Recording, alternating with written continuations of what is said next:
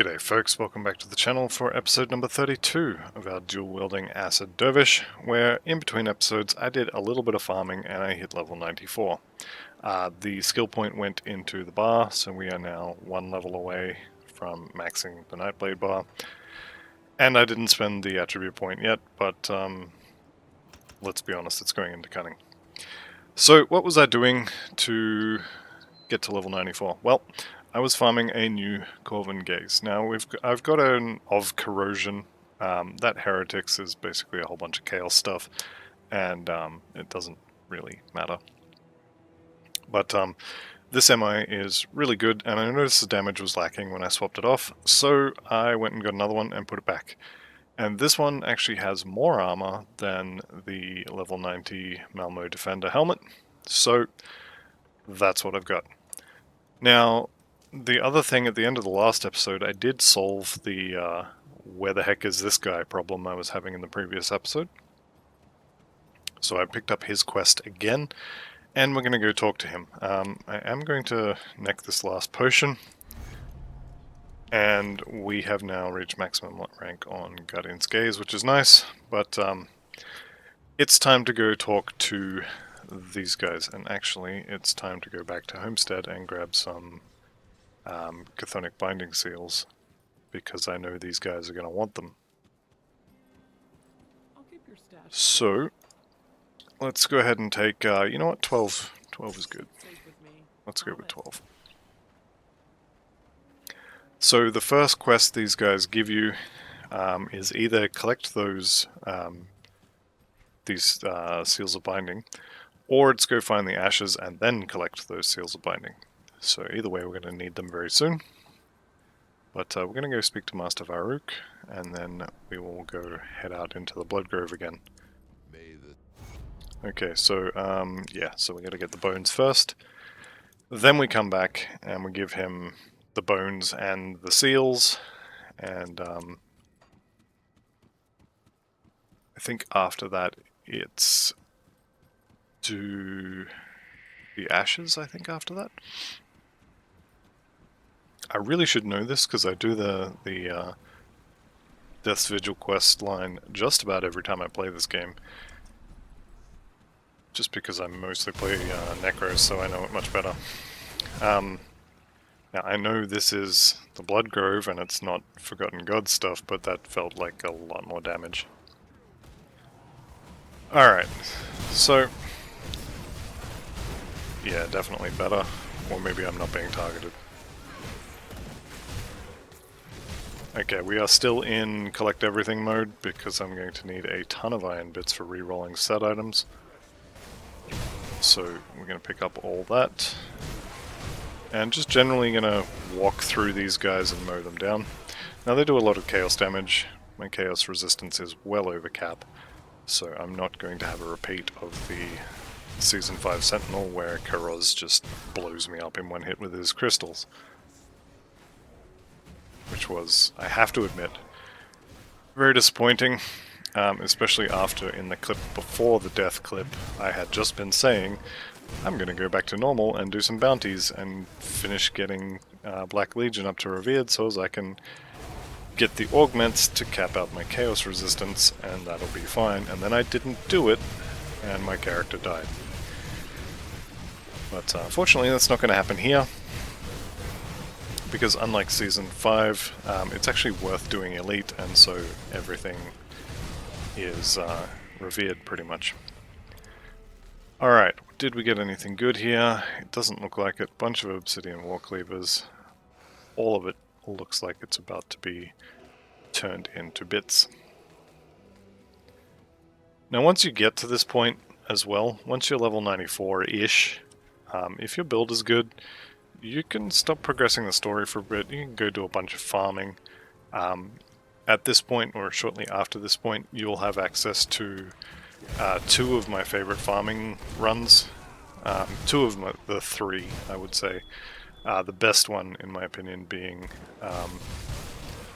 what's it called? Ogdenbog. Gloomwald. There we go. From Gloomwald up through to the totem and treasure trove in the Gloomwald area, and then through the underground tunnels where there is another treasure trove and another totem. That is my favorite in terms of stuff per hour, but second is going to be Bloodgrove. Backtrack a bit for one totem, there'll be another totem in Grabber's Mill, another one in the village of Darkvale, plus you get a guaranteed treasure trove and dynamite in the village. Zarya's at the top, and then if you want to, you can go into Darkvale Gate and kill Kuros, and there's another totem in there as well.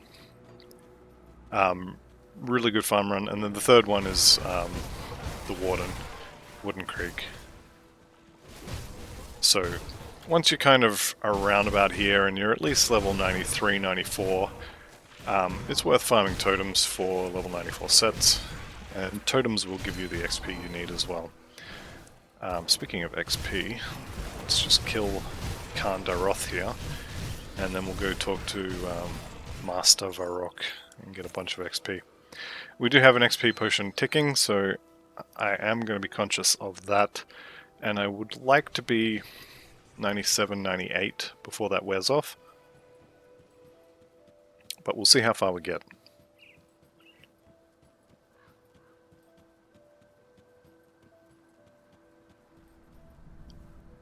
As far as our gear goes, we're pretty much done until we start getting set pieces. Let's go ahead and give him the seals, and then, whoops, wrong button. We need to go get the essence from, where is it? The ethereal essence. Oh, this is the mine. Okay, so one more step before we have to go to the tomb.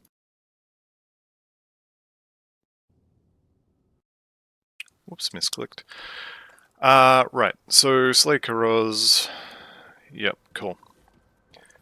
We already have the Bloodgrove Rift, so let's go into the mine. Now this is the one thing about Death's Vigil that I really wish was not a thing.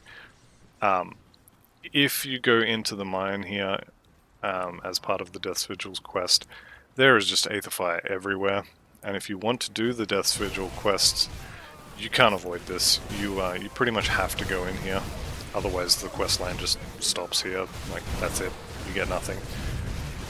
So it's kind of bad, and if you're going to be a hardcore player, I'd probably say, unless there is a specific piece of gear you need, I would probably recommend going with Kaimon, just because their quests are easier and safer.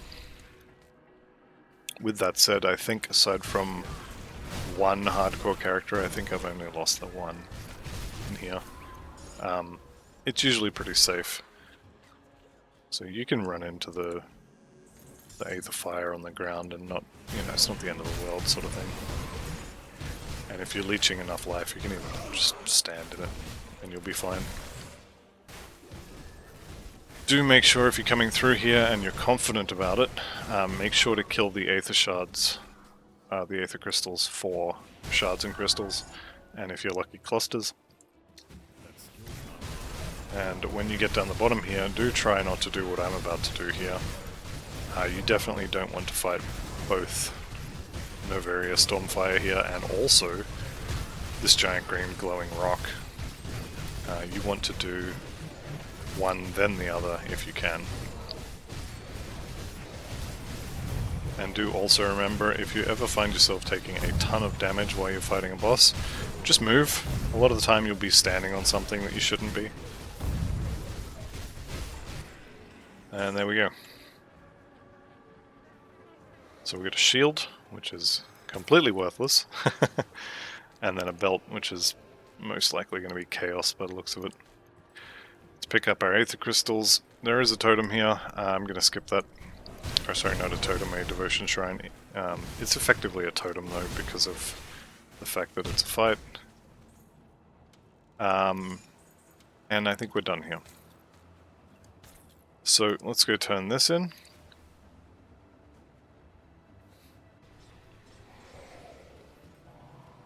And once we've turned this in, I believe we get back to progressing with Darkvale.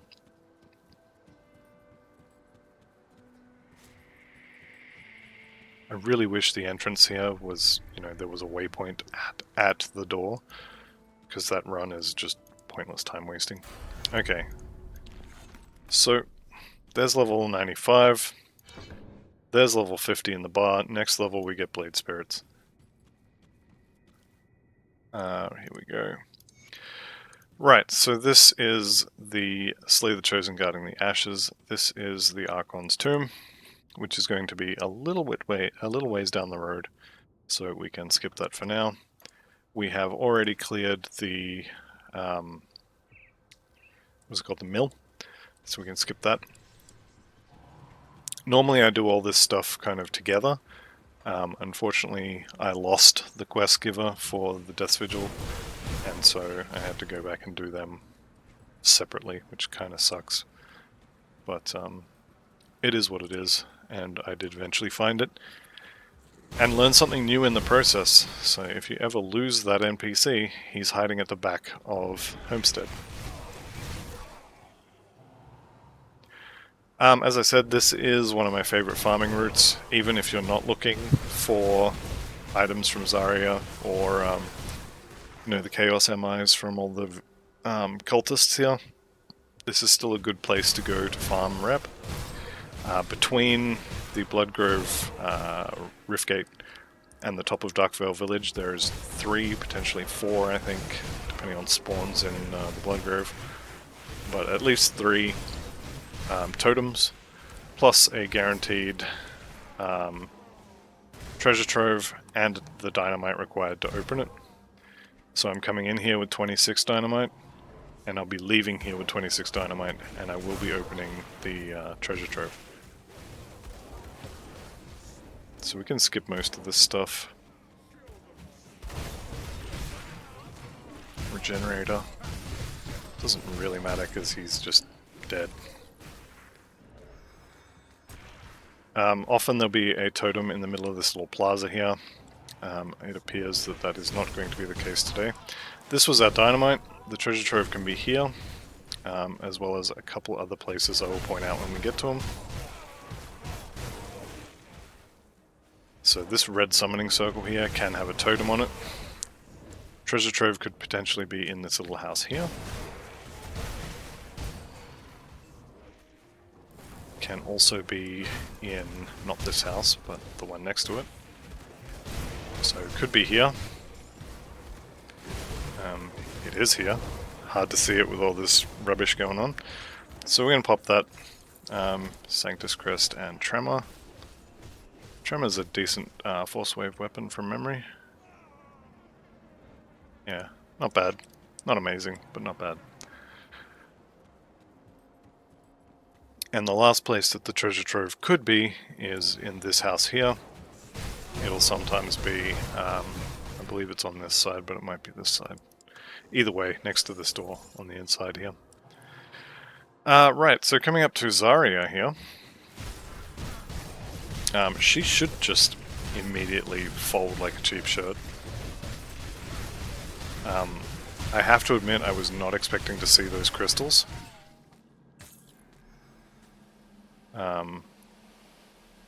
Which is surprising. Our damage was pretty good, I thought. Oh well, that's fine.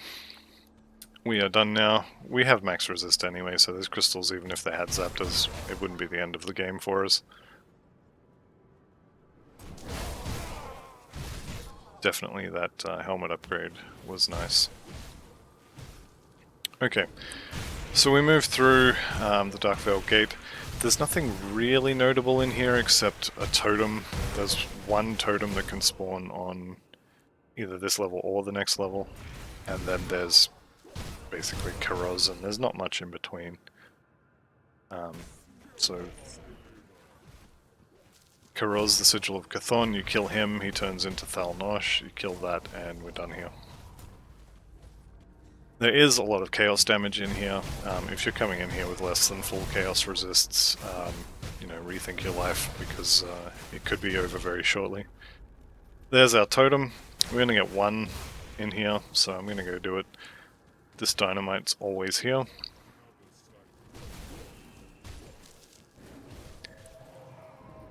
So here we go. Let's take out that arcane guy real quick. Where is he? There he is. Alright, he's dead. Turn the loot off. And there we go. Bunch more stuff. Kalador's vestments. These blueprints for things that you don't really want are definitely worth picking up, just so you don't get the blueprint drop again. Always try and use them immediately if you can. Obviously don't stop in the middle of a fight to do it, but you know, maybe if you think you can live through it, it could be worth doing. I have had totem fights where one of the elites that was summoned would drop a blueprint, and then the totem itself would drop the same blueprint. And I've had, I think once, I've had it be 3 copies of the same blueprint from one totem and the stuff that it summoned. So I don't know. It can be worth it, but probably the risk is not worth. I mean, I would have got maybe 1 or 2 additional blueprints from doing that, but I would also have potentially gotten killed from not leeching while I'm trying to find the blueprint in my inventory. So I'd say overall it's probably not worth it.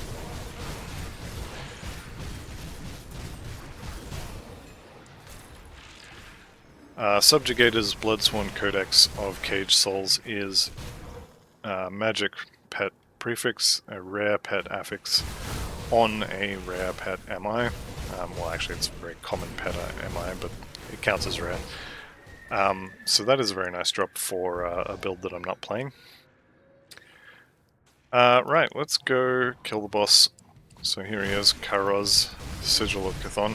I'm going to try my best to save the cooldowns I have in order to destroy Thalnosh a little easier.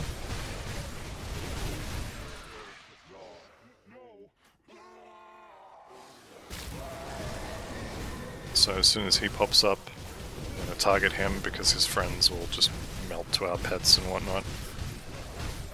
I'm going to try and keep Shadow Strike on cooldown, and hopefully we never see, yeah good, I was going to say hopefully we never see his crystals come up. Do be aware that he leaves gunk on the ground and you can die from standing in that after you kill him.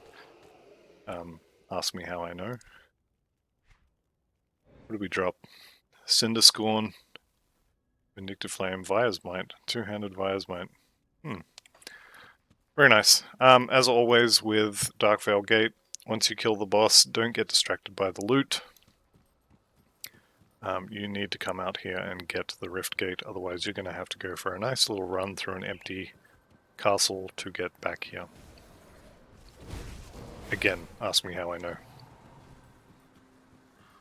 Now, I don't normally do this in the middle of an episode, but I am going to cut this here and I'm going to jump forward to the other end of the Astrakhan Valley, because quite frankly there's nothing in this valley that's worth looking at or worth watching. So I will see you on the other side, and we'll pick up from there. Okay, so here we are at the Astrakhan Valley Rift, and we're going to continue on from here. Like I said, I just basically ran through the entire Astrakhan Valley because there's nothing to look at, nothing interesting to see. I didn't kill anything, well, aside from one group of these Wendigo things that just wouldn't get out of the way. But aside from that, I didn't kill anything, I just literally ran through. I'm going to drop a portal here, so as I can come back once I have the Fort Ikon Riftgate. And then otherwise, I'm going to run past the majority of this. And you'll see, if you look at my little XP bar there, it is moving, so I am killing stuff behind me as I come through here. But it's nothing like it was on the Ritualist. Which does make sense, because this is not a pet build.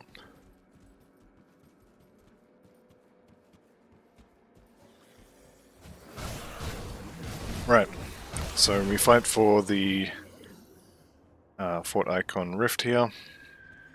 Turn the loot off before we even get there, because I know I'm going to want to do that. busy poisoning ourselves on that reflected monster, but there's enough things coming up here that I can life leech from for it to wear off, so I'm not worried about that.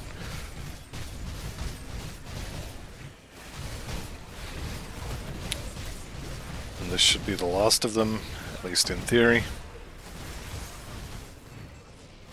Potentially one more wave. Nope, that's it. Okay. So we did pick up Iskandra's Text, which is a level 94 set item. Again, not for this build though, which is kind of unfortunate. Right. As long as we're here, I'm going to vendor all this stuff that's not for our build, including a lot of the purples, because the major thing you get from exploding the purples is scrap. And while I do want a little bit of scrap, I don't need that much of it. And I do definitely want the iron bits way more than I want a few extra scrap. Just due to the knowledge that coming up here soon, I shouldn't have sold that Iskandra's set piece, but coming up here soon I'm going to be flipping a whole bunch of set items, and it costs a fortune in bits.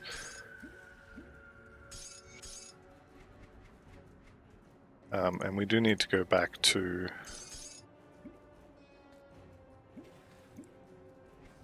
Homestead actually and talk to Captain Soma. So we'll go do that, preferably without deleting that rift I'd left there.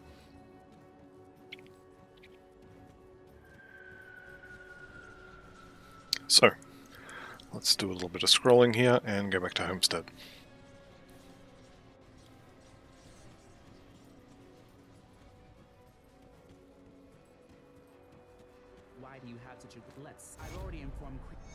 Okay, so she gives us the Mage Lord band, which is actually one of the rings for the dual-wield Aether Death Knight that I have. That elemental conversion to Aether is a low percentage from memory, but the rest of that looks pretty good. 96% Aether damage is a decent roll. I think the one I have is like 40%. I'm probably just going to sell it. What else have we got? Back to Fort Ikon. Again, don't use the rift.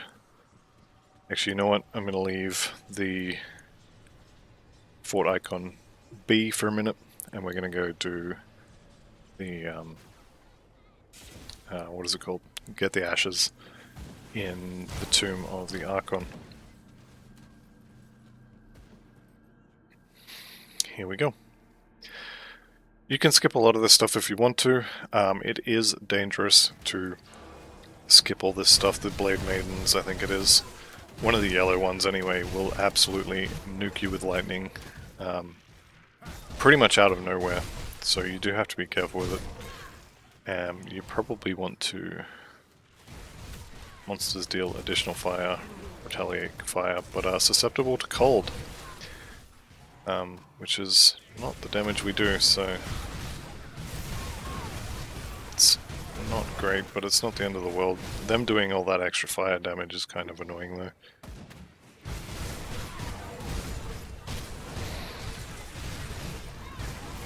You can see the lightning flashing there from, I think it's the Shield Maidens that do that. Someone told me on one of the other playthroughs exactly who it was, and I wish I could remember who that person was so I could thank them. Because before that, all I knew was occasionally you just kind of die in here. Might be these Storm Bearers, perhaps. Oh, this one's going to be fun. That's a lot of big boys. I am considering using an Aether Cluster here, because that's a lot of damage. Having said that, I think we're done, and I didn't use it, so... Instead of saying I'm considering doing it, I probably should have just done it. You can see here what I mean about getting a bunch of blueprints. from one totem. We've got 3 there. Hopefully no duplicates, which is nice. We did get 2 more blue rings, which is unusual to get so many blue rings in quick succession. Okay, I think we can skip a lot of this stuff again now.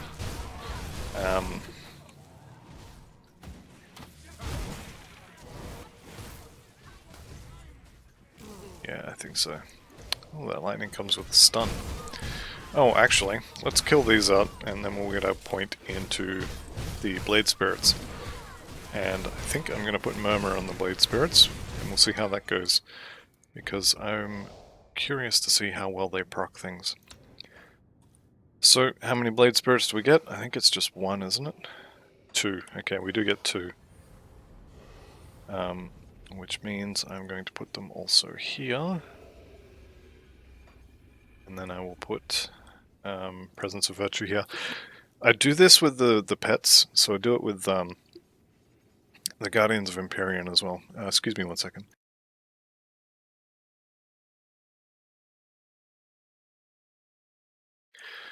Alright, sorry about that. I've got a bit of a frog in my throat. I do it with, for example, the Guardians of Empyrean here, because there are 2 of them, and I just want to run my hand along the keyboard and push all of these buttons. It gives enough of a gap between them that it's usable again. So if you just push this twice, a lot of the time you'll only get 1 of them. And what was the other thing I was going to do? Put Murmur on that, wasn't it? What is Murmur on at the moment? Shadow Strike. Let's put that on Blade Spirit. And then on Shadow Strike, is it worth changing any of the other procs? Probably not really. Let's see how that goes. And see if we can see Murmur spreading among them.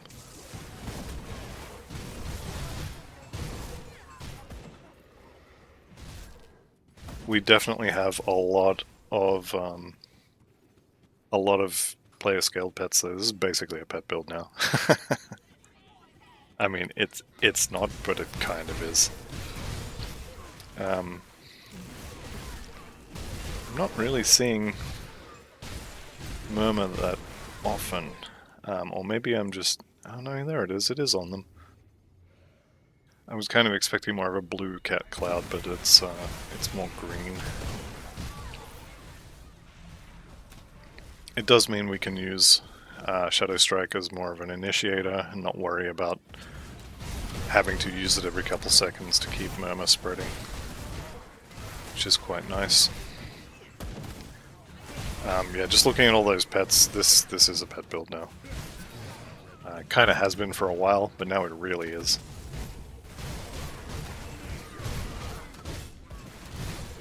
Which I'm okay with. I like having all that stuff floating around. It adds a bit of extra flavor to what is otherwise just, you know, dual-wielding acid damage.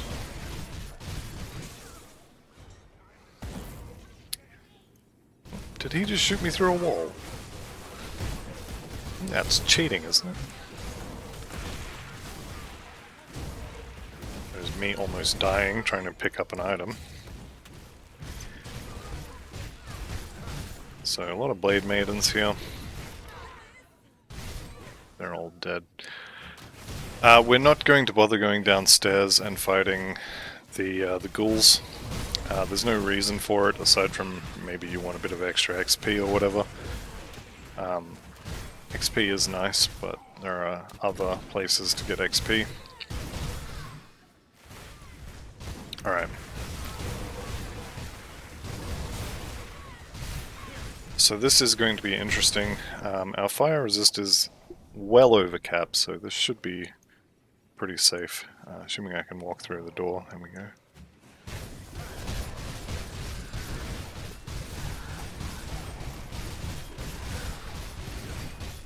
I wonder if the pets can just kill it for us. Oh, they don't tank, so no, they can't. He will chase us to the end of the world. Okay, Corba's Decapitator. Remind me not to sell that, you guys. I'm relying on you. Bartholom's Gavel can be fun. And the ashes are what we were here for. Let's pop a few chests before we leave. Okay. You don't have to go through this door. I don't know why I clicked on it, because I'm going to immediately teleport to Fort Ikon. There we go. Have a small cloud of pets following us around. Looks pretty cool. Well, I think so anyway. Right, let's vendor all of this rubbish for bits. And now we will talk to Creed and Weapon Master Edric and chuck all this in the bank. What was that for? That was for these folks down here. Gone way too far.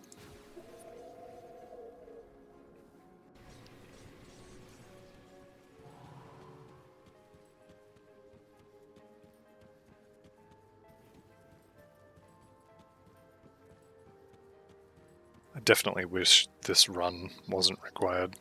Like, sure, it's great for, you know, immersion and world building and whatnot, but man, it's just a waste of time. Okay. So we talked to the Keeper of Tomes. Yes, we're amazing. Thank you very much. Can we do the ritual now? Let's go do the ritual. The ritual to us is XP. That's it. That's all I care about is the XP. So let's go ahead and begin the ritual.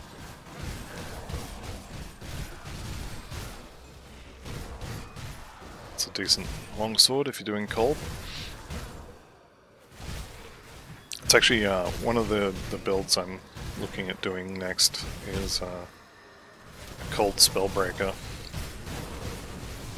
Probably as a Trojan Skyshard caster, but potentially dual-wielding cold. The reason I'm looking at a caster is because I already have a dual-wielding character, this one, that I've done a playthrough for. It's even a Nightblade. I also have another character at max level, the Death Knight, that's also dual-wielding. It's just a lot of dual-wielding characters, and I don't have any casters, so could be worth doing. Let's stick the pets on this guy, see what happens.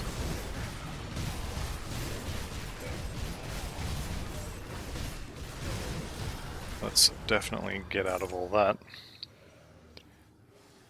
Alright, I believe we are done there.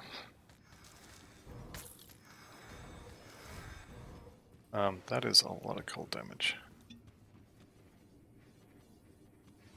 Alright, so we're done in there. We'll come up here and talk to the Keeper of Tomes. Ritual is complete, and she gave us a two-handed mace, lightning damage.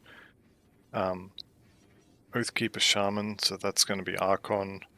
Shaman Inquisitor, I think, is Vindicator? I'm not sure about that one. I don't play a lot of Inquisitors. What's so important? I'm not going to do this quest because it takes you into the right up the back of Eastmarch and there's nothing else there. Unless you're also going to do the quests for, is it Anastasia? Whatever the outcast name is. Anasteria, there we go. And I'm not going to do her quests. Right, that'll actually do us for this episode. So thank you all very much for watching. I'll see you in the next one, and goodbye for now.